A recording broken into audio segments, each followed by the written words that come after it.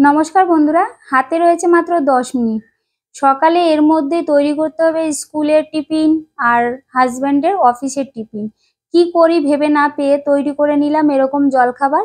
খেতেও কিন্তু দুর্দান্ত হয়েছে, আর এই গরমে পেট মন দুটোই ঠান্ডা থাকবে। একটা স্বাস্থ্যকর রেসিপি। তো চলুন দেখিয়ে নেওয়া যাক আজকের এই রেসিপি।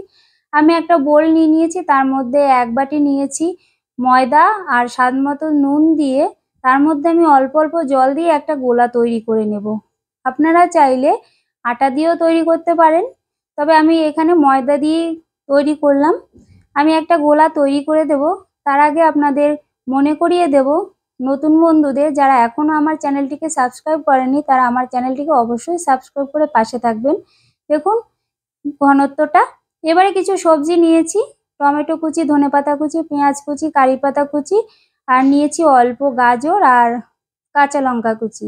এবারে ফ্রাই প্যানে দু টেবিল চামচ সাদা তেল গরম করে তার মধ্যে 1 চামচ দিয়েছি কালো সরিষা ফোড়ন হিসেবে, আর 1 চামচ করে দিয়েছি ছোলার ডাল আর বিউলির ডাল ফোড়নে। খেতে বেশ ভালো লাগে, মুখে পড়লে এরকম ভাজা ভাজা একটু হলে বেশ ভালোই লাগে। মোটামুটি ফোড়নটা তৈরি হয়ে গেলে তার মধ্যে আমি সমস্ত উপকরণগুলো দিয়ে দেব। দুটো মিডিয়াম সাইজের পেঁয়াজ আমি কুচিয়ে রেখেছিলাম, সেটাই প্রথমে দিয়ে দেব। দিয়ে একটু নাড়াচাড়া করে নেব।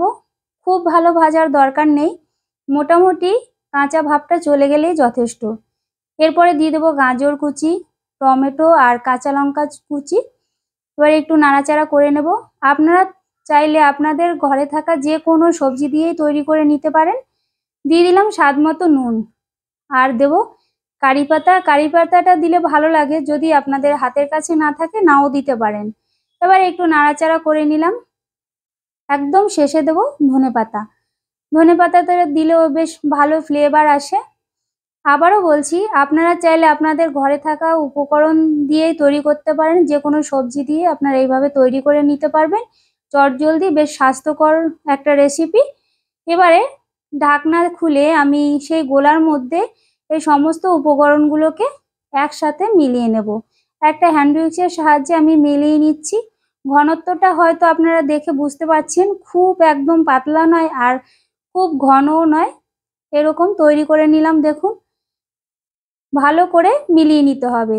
আপনারা যদি ফেসবুক পেজ থেকে দেখে থাকেন তাহলে আপনাদের অনুরোধ করব আমার ফেসবুক পেজটাকে অবশ্যই ফলো করবেন নিত্য নতুন ভিডিও পাওয়ার জন্য।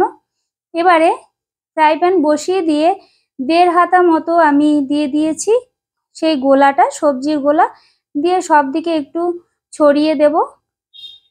দেখুন খুব সুন্দরভাবে ছড়িয়ে দিয়েছি। একটু ঢাকা চাপা দিয়ে দেব।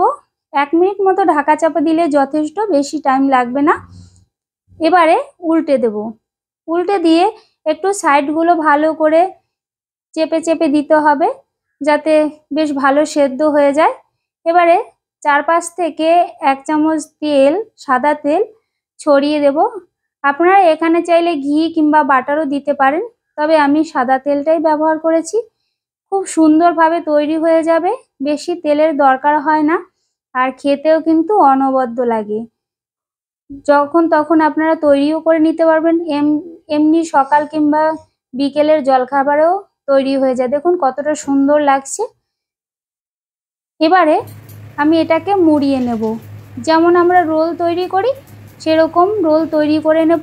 আপনারা চাইলে কেটেও নিতে পারেন। একদম সফট, এখানে বেলার দরকার নেই, একদম সফট গোলা রুটির মতোই হয়েছে। ধন্যবাদ বন্ধুরা, সসের সাথে পরিবেশন করুন গরম গরম। নমস্কার।